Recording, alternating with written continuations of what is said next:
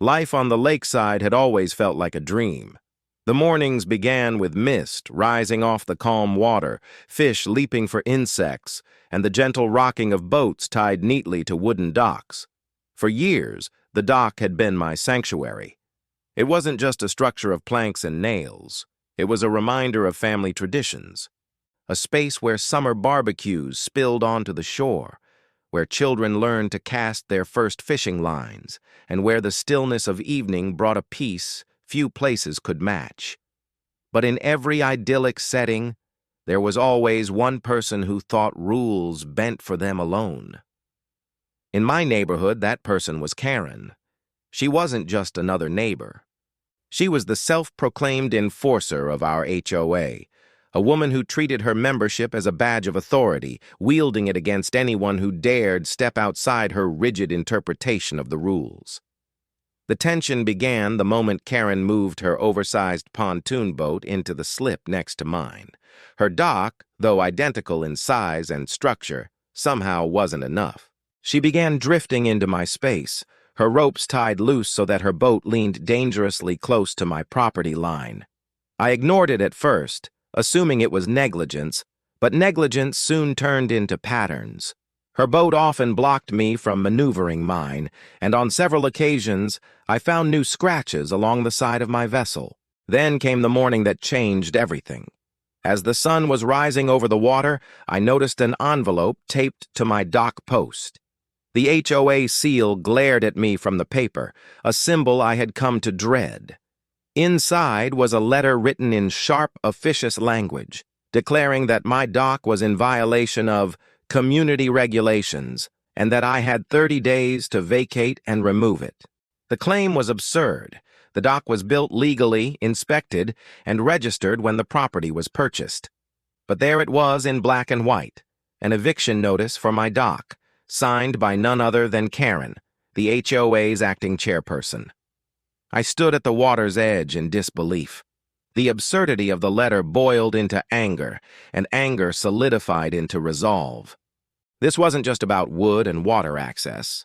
It was about control, about Karen's relentless need to dominate every aspect of life around her. The notice claimed that my dock extended beyond the permitted dimensions, citing vague HOA bylaws that no one else in the community had ever heard of. It was obvious to me Karen wanted my dock gone so she could expand her space and moor her oversized boat without constraint. That same day, I noticed her on the shoreline, pacing like a hawk, watching me read the notice. She carried herself with smug confidence as though victory was already hers. She had no idea what I was planning. Because what she didn't realize was that HOA bylaws weren't the only documents that governed the lake. Property rights ran deeper than her fabricated rules, and I knew them well. My dock was not only legal, it was protected. And as Karen strutted around like a queen surveying her kingdom, she failed to notice the very real vulnerability she had left behind. Her boat. Moored improperly, often left untended, and tied to posts that leaned precariously from years of misuse, her pontoon wasn't as secure as she thought. I had watched her negligence for months, and in my hands, I now held the leverage she had gifted me without realizing it. If she thought she could strip me of my dock, she was about to learn that power on the water could shift in an instant. As I reread her notice and heard the faint creaking of her boat rubbing against my dock post, a plan began to form. One that wouldn't just defend my right to keep what was mine, but one that would turn the tables entirely. That same hour, while Karen paraded around as though she had already claimed victory, I seized the opening she had carelessly left exposed. The dock dispute was no longer just about lines and bylaws. It was about pride, power, and survival in a community where appearances mattered more than truth. And Karen had no idea what storm she had just set in motion. The air that morning carried a heavy stillness, the kind that hangs before a storm. The lake was calm, its surface reflecting the pale sky like glass. Yet beneath that calm ran an undercurrent of tension that I could feel in my bones. Karen's eviction notice still sat folded in my pocket, its edges creased from the grip of my hand. Each time I touched it, the absurdity reignited my anger. She had gone too far this time. Her pontoon boat swayed lazily in the slip beside mine, its ropes loosely tied, its bow nudging ever so slightly into my dock. It was more than just encroachment. It was a physical invasion of space that mirrored her attempt to control my property with her fabricated HOA rules. The irony wasn't lost on me. She accused me of violations, yet her boat practically lived on my dock without invitation. I studied the situation carefully. The ropes were old, frayed, and tied without care. She treated them as though the lake would always be still, as though no shift in wind or wake could dislodge her boat. That negligence was my opportunity. In that moment, my frustration transformed into clarity. If Karen was going to threaten my dock with eviction, then I was going to reclaim the balance by taking possession of the very thing she valued most, her boat. The act itself required no confrontation, no raised voice, no dramatic scene. It was subtle, quiet, and entirely justified in my mind. All I had to do was adjust what was already unstable. I stepped onto my dock, the wooden planks groaning beneath my weight, and knelt near the point where her ropes crossed into my space. With deliberate calm, I untied the line she had fastened to my dock post. It slipped free with almost no resistance. For a brief moment, the boat rocked, as though sensing its tether had been loosened. I secured her boat to my dock instead, tightening it with knots she never bothered to learn. With each twist of rope, I felt a strange satisfaction. The balance of power shifted with every pull, every knot. It was no longer moored by her neglect, but by my deliberate control.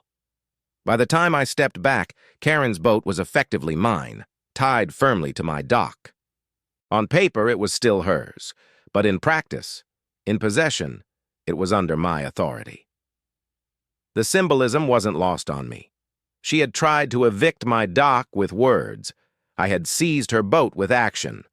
In a single hour, the dynamic had shifted entirely. I stood over the vessel, its polished metal railings gleaming in the morning sun, and felt the quiet triumph of reclaiming what was mine. Karen, of course, had no idea. She was inside her house, blinds half drawn, likely sipping her morning coffee while rehearsing whatever self-righteous speech she planned to deliver next. She thought her letter had secured her victory, that she had reduced me to panic. Little did she know her prized possession was already under my control.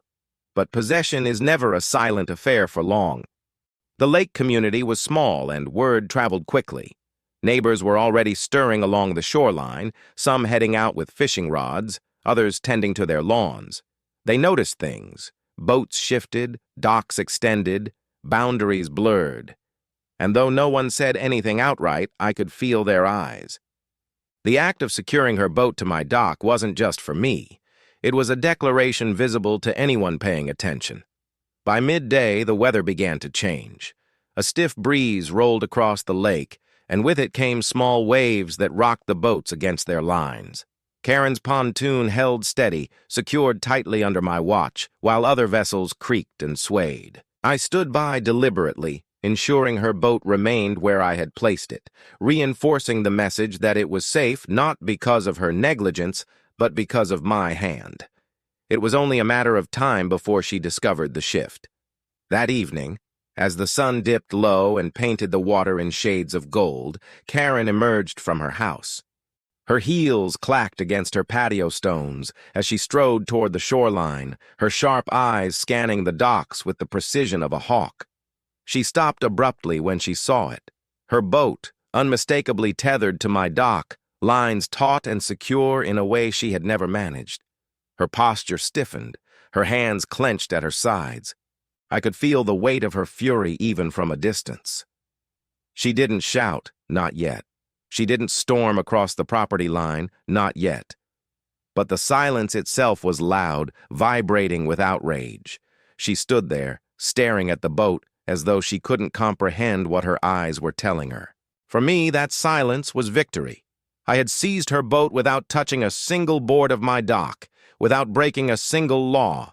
She had tried to wield fabricated authority against me, and I had answered with undeniable action. Her prized pontoon now rested under my control, and she was powerless to change it without admitting the weakness of her own negligence. But I knew this wasn't the end. Karen wasn't the type to back down quietly. She thrived on escalation, on drawing out conflicts until they became spectacles. The boat was mine for now, but the real battle, the one that would test the limits of law, property, and pride, was only beginning. As the last light of day slipped beyond the horizon, the lake reflected not peace, but tension.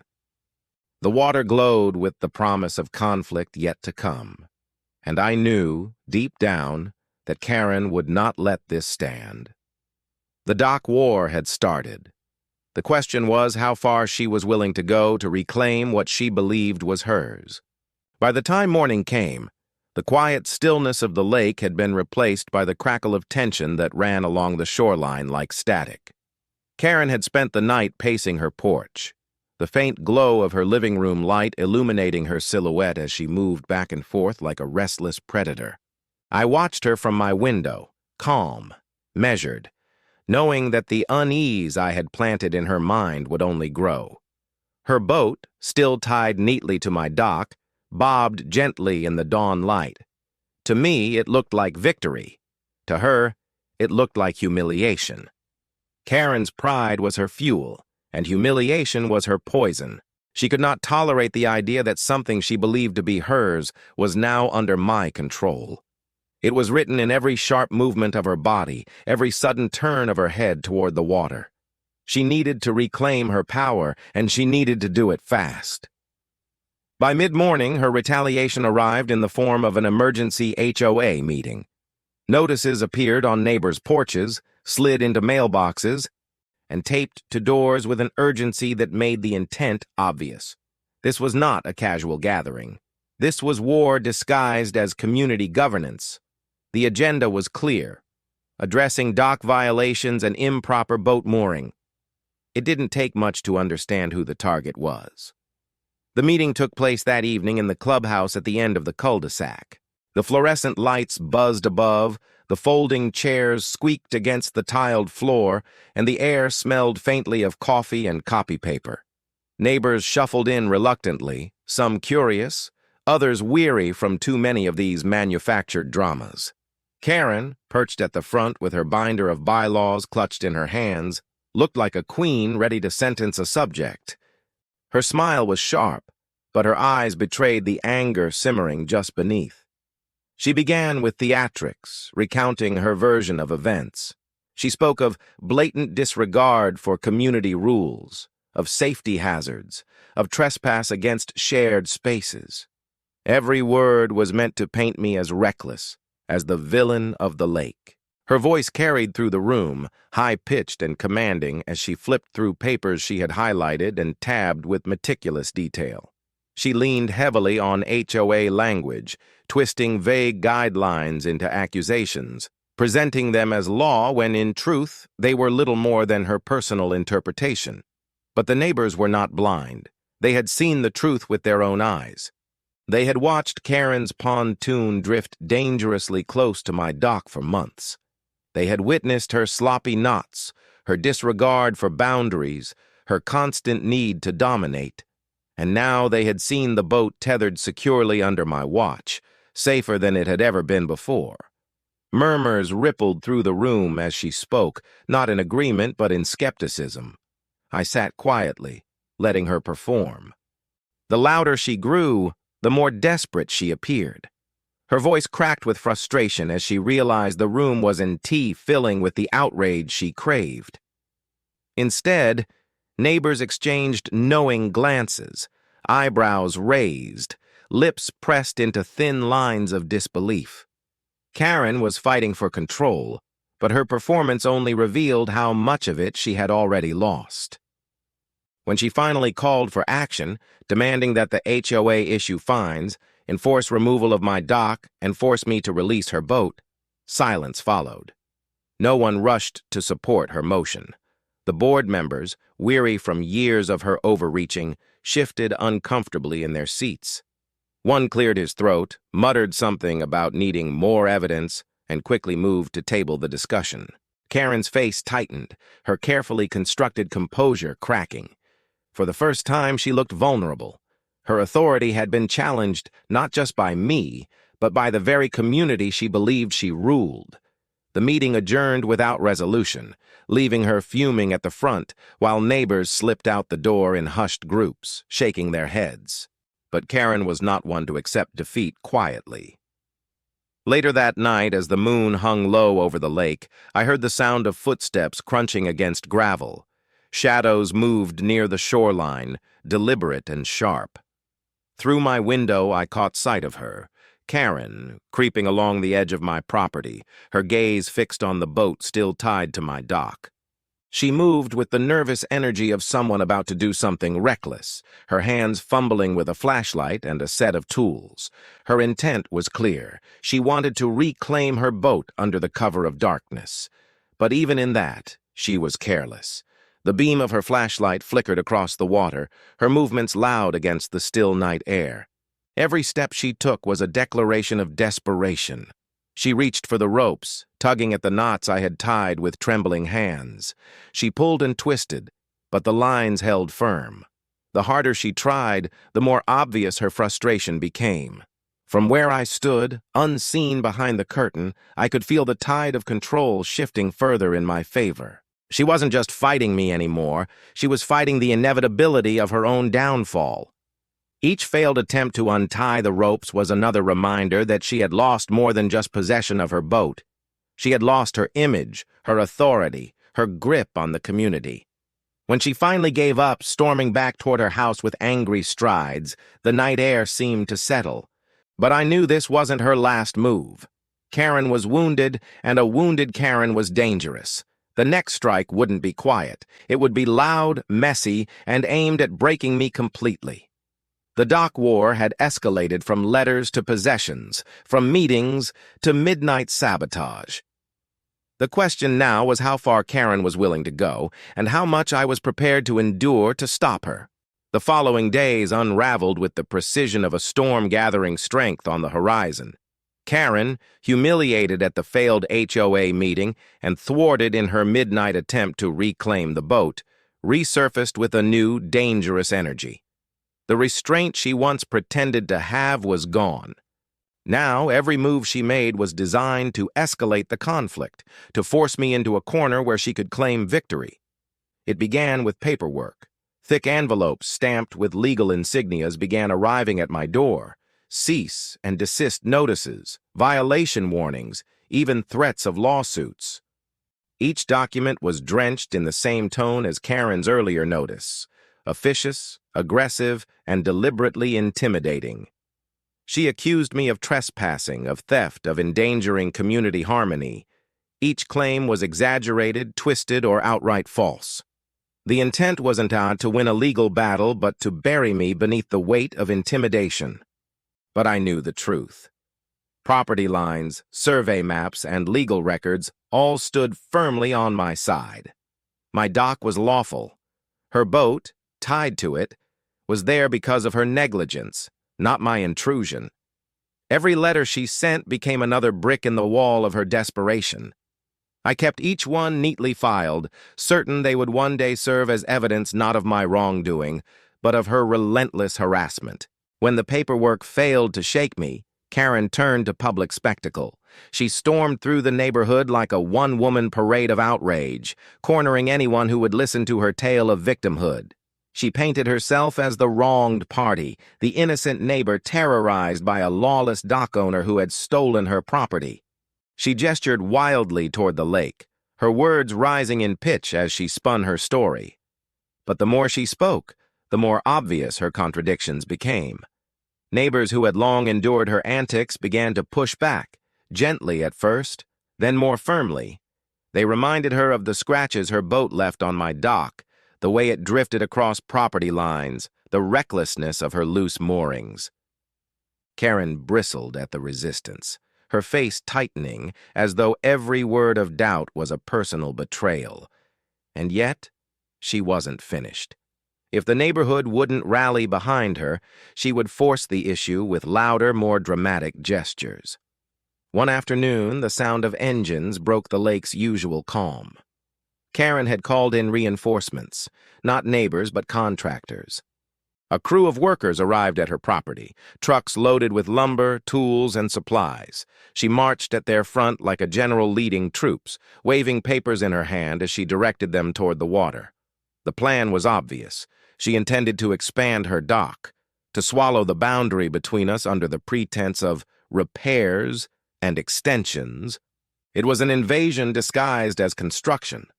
Within hours, hammers rang out, saws screamed, and the shoreline filled with the acrid smell of cut wood. I stood on my dock, arms crossed, watching as her crew trespassed into territory that wasn't theirs. The irony was thick. This was the same woman who had accused me of violations, now blatantly tearing into space she didn't own. I documented everything: photos, videos, timestamps. Each nail they drove into the wood became another piece of evidence against her. The escalation reached its peak that evening. Karen, emboldened by the construction, marched to the edge of her half-built extension and pointed across the water. Her voice carried across the lake, shrill and triumphant, as she declared that my dock was officially condemned, that her new structure rendered mine obsolete. It wasn't just arrogance, it was delusion. She believed that by sheer force of will, she could rewrite boundaries, erase property rights, and crown herself the ruler of the shoreline. But her declaration did not go unanswered. Neighbors emerged from their homes, drawn by the noise and the spectacle. They lined the shore, whispering, pointing, recording on their phones. The community that Karen had once intimidated now stood witness to her unraveling. Every shout, every wild gesture, every reckless claim was captured and cataloged in real time. Then, as though the lake itself had chosen its side, the weather turned. A storm rolled in suddenly, wind whipping across the water, waves lapping violently against the docks. Karen's half-finished structure groaned under the strain, its supports wobbling with each surge. Her crew, unprepared for the sudden shift, scrambled to secure their tools as the wind ripped tarps and sent planks tumbling into the water.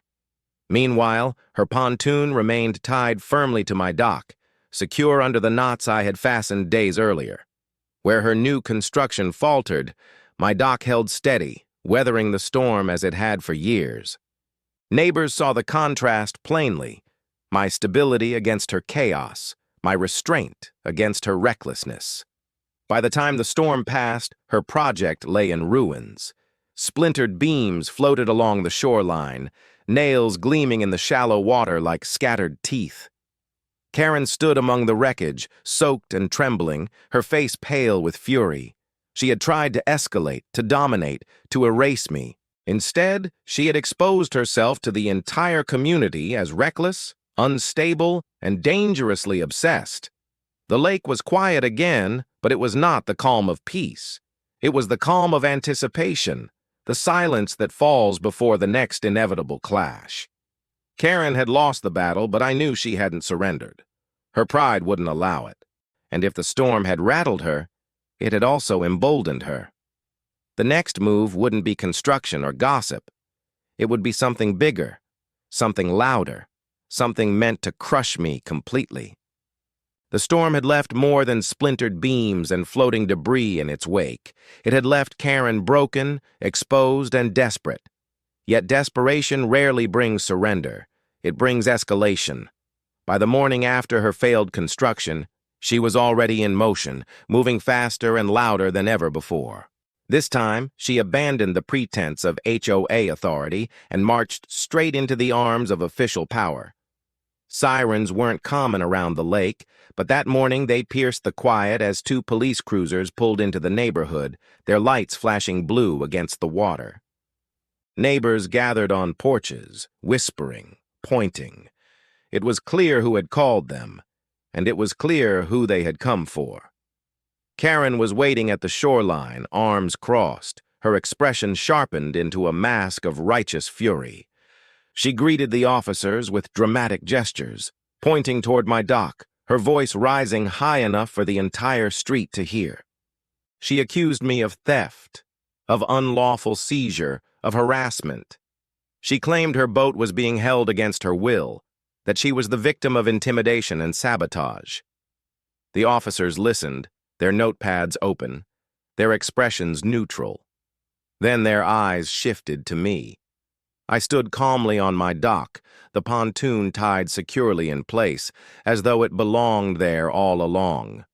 I handed them the paperwork, the property surveys, the dock permits, the photographic evidence of Karen's encroachment and negligence. I explained how her boat had drifted repeatedly into my space, how I had secured it for safety during her absence, how she had fabricated violations against me. The contrast between us couldn't have been clearer. She was wild, frantic, and disheveled, while I was measured, prepared, and firmly grounded in fact. The officers nodded slowly, their pens scratching as they recorded my account. They inspected the dock, examined the ropes, and compared the documents I provided. In the end, they delivered the verdict not with handcuffs, but with calm words that cut deeper than any fine. The boat was safe. The dock was legal. This was a civil dispute, not a criminal one. If Karen wanted to pursue the matter further, she would have to take it to court. Her face fell, her voice cracking as she tried to protest. She demanded arrests, demanded fines, demanded justice. But the officers simply closed their notebooks, offered polite nods, and left. Their flashing lights faded down the road, leaving Karen standing alone on the shore, abandoned by the very authority she had tried to wield. The neighborhood had watched it all. Every gesture, every accusation, every failure. By the time the cruisers disappeared, the whispers had grown louder. Some shook their heads in disbelief. Others laughed quietly. For the first time, Karen's power wasn't just diminished. It was gone. But power, once lost, is rarely surrendered without one final attempt to claw it back. And Karen's attempt came swiftly. Within days, official papers arrived at my door, lawsuit filings demanding damages, demanding removal of my dock, demanding the return of her boat. She had taken the fight to the courts, where she believed her endless supply of bluster could finally be codified into victory. The community braced itself. HOA drama was one thing, legal warfare was another. Neighbors who had once been passive observers now found themselves dragged into the conflict as witnesses, their names listed in filings, their testimonies demanded.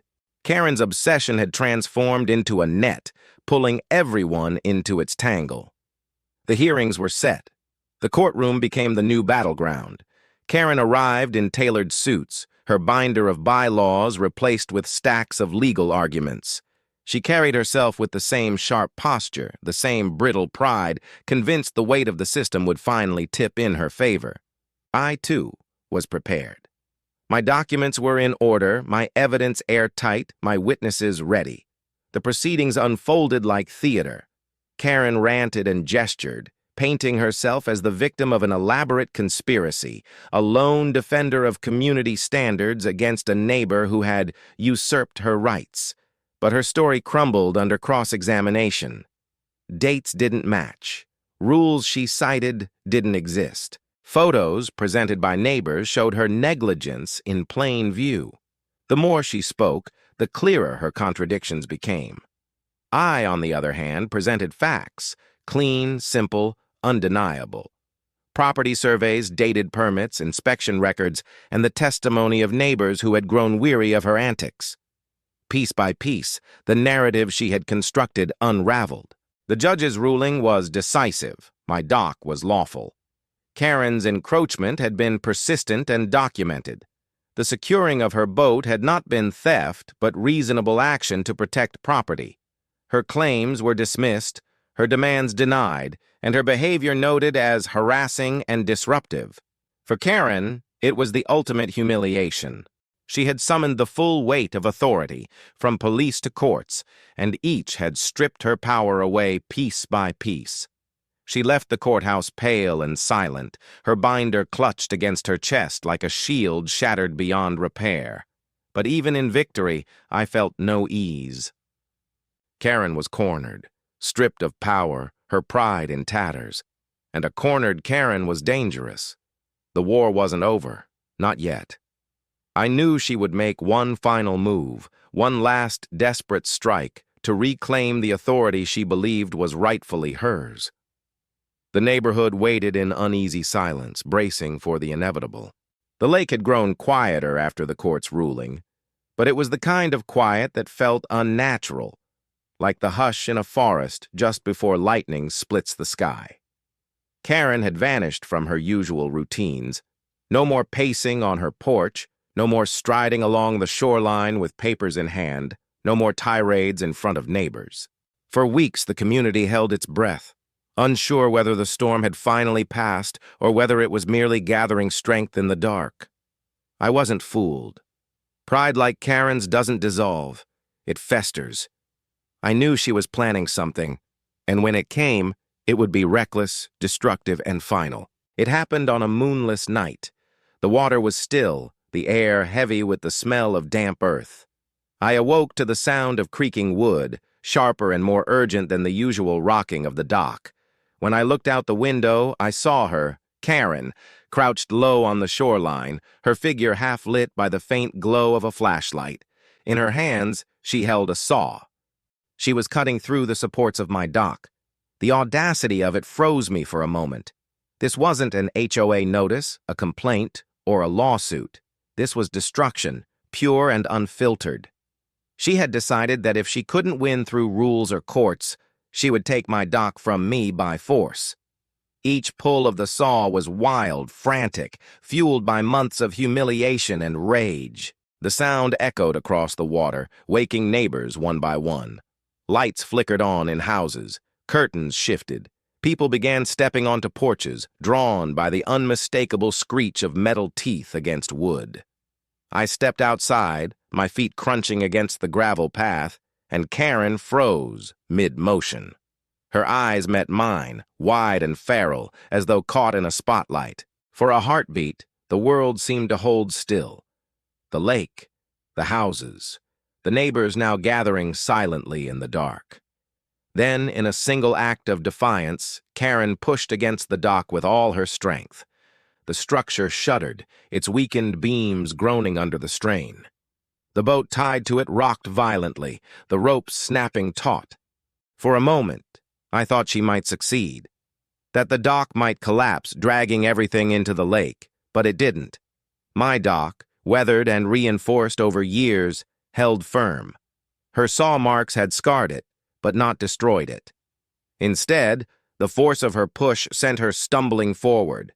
She slipped on the wet planks, her flashlight clattering into the water, and nearly fell headfirst into the lake. Neighbors gasped. A few rushed forward, not to help her scheme, but to prevent her from drowning in her own chaos. They pulled her back onto the shore, soaked and trembling, her saw abandoned in the shallows. The silence that followed was heavier than any shouting match or courtroom battle. Karen sat on the ground, her clothes dripping, her hair plastered to her face, while the neighborhood stood around her in a half circle. For the first time, she wasn't the one commanding the stage. She was the spectacle. Her power had collapsed, her pride shattered, her final strike exposed as nothing more than vandalism. The HOA board, present among the crowd, didn't need a meeting or a vote. The decision was clear. Karen's behavior had crossed every boundary, legal, moral, and communal. Within days, an official notice was delivered to her house, not addressed to me this time, but to her. She was being removed from the HOA board, fined heavily for damages, and formally warned that any further infractions would result in forced removal from the neighborhood itself. Karen's reign was over. The weeks that followed saw a transformation around the lake. The tension that had once hung over the community dissolved, replaced by laughter, by neighbors chatting freely on their docks, by barbecues that spilled into late summer nights.